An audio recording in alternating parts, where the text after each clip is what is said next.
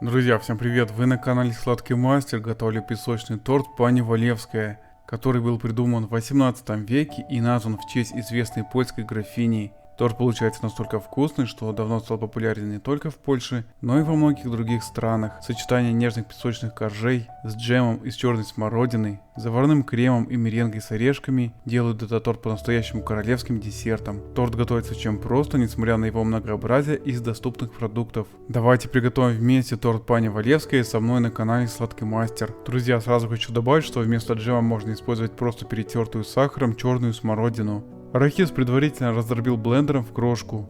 Все особенности данного рецепта, а также мерные значения по продуктам смотрите в рекомендациях, которые я оставил под этой публикацией.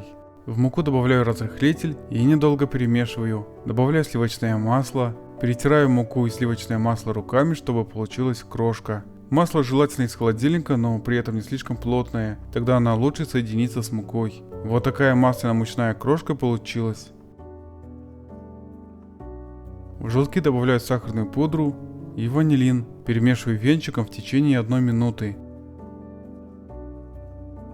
Желтковую смесь добавляю в масляно-мучную крошку. Вымешиваю недолго руками до получения неоднородного песочного теста. Очень важно долго не вымешивать песочное тесто, чтобы не образовалась клейковина и оно не было грубое. Собираю песочное тесто в шар и убираю на несколько минут в холодильник. Распределяю песочное тесто руками по пекарской бумаге. Формирую прямоугольный пласт размером 32 на 36 см. Диаметр песочного пласта носит рекомендательный характер и может отличаться с разницей в несколько сантиметров. Стараюсь равномерно распределить тесто по бумаге, чтобы толщина на всех участках теста была одинаковой. Подравниваю края песочного пласта любым плоским удобным предметом. Накалываю тесто вилкой и убираю в морозильник в минимум на 15 минут. Затем убираю в разогретую до 180 градусов духовку на 10 минут. Для приготовления заварного крема в сотейник, установленный на огне, вливаю молоко. Как только молоко стало очень горячим и из него начал подниматься пар, выключаю огонь. В яйца добавляю сахар и ванилин. Недолго перемешиваю венчиком. Всыпаю кукурузный крахмал. Перемешиваю венчиком до однородности.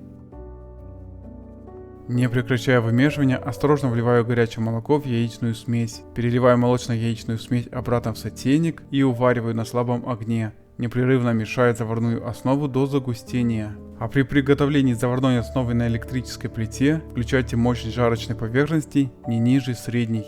В определенный момент заварная основа начинает быстро загущаться, что говорит о том, что она практически готова. Как только заварная основа уплотнилась и по консистенции стала как манная каша, продолжаю ее вымешивать еще в течение 2 минут. Готовая заварная основа по плотности очень похожа на манную кашу.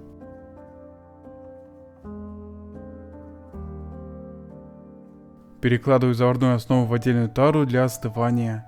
Готовую заварную основу оставляю при комнатной температуре. Для приготовления меренги в белки добавляю сахарную пудру и кукурузный крахмал. Перемешиваю лопастями миксера, не включая его, чтобы сухие ингредиенты не разлетелись в стороны.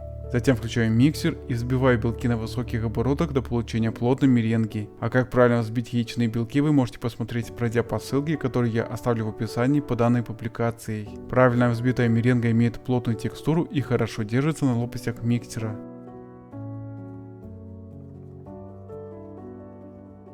На остывший корж порционно выкладываю джем из черной смородины. Равномерно распределяю джем по песочному коржу плоской лопаткой.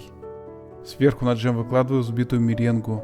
Осторожно распределяю по песочному коржу, чтобы не свистеть джем с коржа.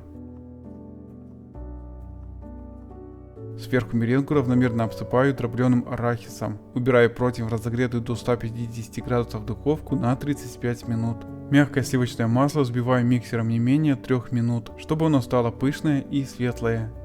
В 3 приема добавляю остывшую заварную основу в сливочное масло. После каждого приема хорошо вымешиваю миксером до однородности. Заварная основа может быть как комнатной температуры, так и холодная.